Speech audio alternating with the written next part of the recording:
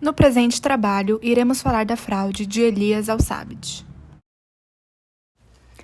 Elias Al-Sabit nasceu em 1954 no Iraque e morreu em 1990 com 36 anos em um acidente de carro.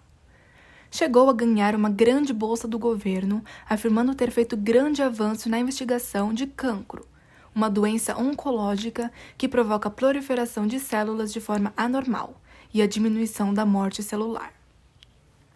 Al-Sabit passou no exame de medicina em Indiana, nos Estados Unidos, mesmo sem ter completado qualquer escola de medicina ou residência médica prévia. Depois, em 1980, finalmente se formou em medicina, atuando como estagiário no hospital de Massachusetts, durante 4 meses no mesmo ano em que se formou. Depois de formado, obteve cidadania americana e foi licenciado para atuar como médico na Pensilvânia, onde abriu seu consultório. Teve sua licença médica suspensa 2 vezes, em 1986 e 1988, pouco antes de sua morte em 1990. Bom, em 1979, vários artigos de Al-Sabit foram publicados tanto em revistas médicas quanto listados no Index Médicos, artigos extremamente semelhantes a outros já publicados anteriormente por outros autores, com algumas diferenças quanto aos dados do trabalho. O Al-Sabit, em nenhum momento dos trabalhos dele, mencionou os artigos dos autores anteriores, e não há comprovação alguma de que o artigo dele resultou de esforços originais e independentes. Em 1980, foram totalizados 17 artigos da autoria de Al-Sabit, enumerados no Index Médicos. Cada um dos artigos foi submetido em 1978, quando Al-Sabit era um estudante de pós-graduação. Ele ainda não estava na faculdade de medicina e nem era médico. Também não há uma explicação nos registros para o fato de não ter frequentado a faculdade de medicina 2 anos antes da sua graduação de 1980. O caso Elias é considerado um dos mais audaciosos plágios na ciência.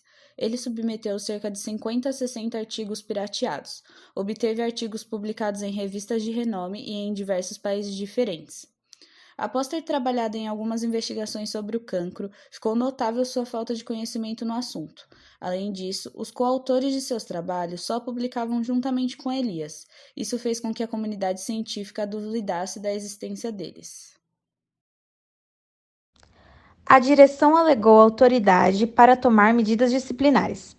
Ao abrigo das secções que contradiziam a conduta que põe em causa a competência do médico para exercer a medicina, a conduta dolosa na prática da medicina e exercer a medicina de forma enganosa. O Conselho também afirmou autoridade para revogar o licenciamento por falta de bom caráter moral.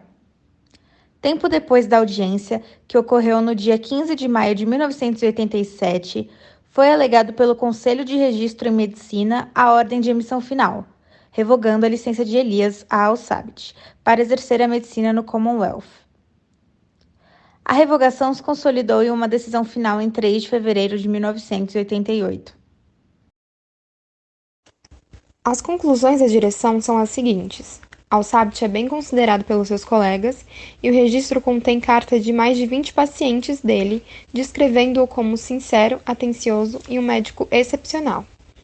A direção rejeitou as provas.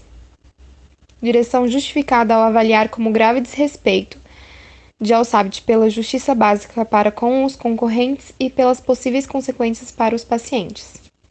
A decisão do Conselho é apoiada por provas substanciais. O Conselho equiparou o plágio de Al-Sabit à falsificação de dados.